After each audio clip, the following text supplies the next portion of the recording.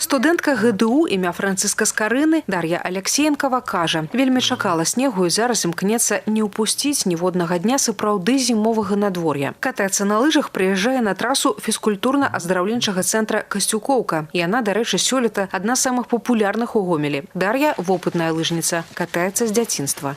С приходом зимы, после занятий в университете, я предпочитаю разгрузиться таким образом, выйти на улицу и покататься на лыжах. Впервые я встала на лыжи на школьном уроке физкультуры.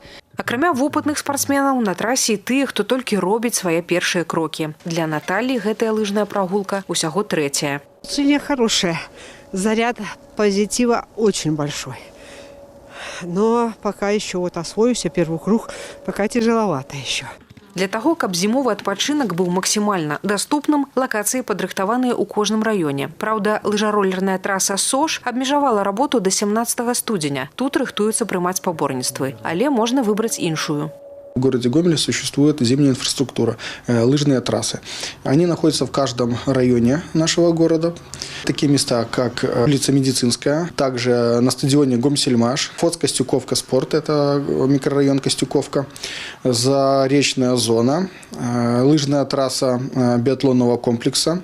Не беда, калі няма свайго інвентара. Лыжы можна ўзяць у аренду на біатлонным комплексе, у Касцюкоўцы, у медгарадку і на стадыёне Гомсельмаш. Каштуе аренда ад 3 до 12 рублёў за гадзіну пракату. Са сваім інвентаром катанне абыдзецца ад 2 до 7 рублёў.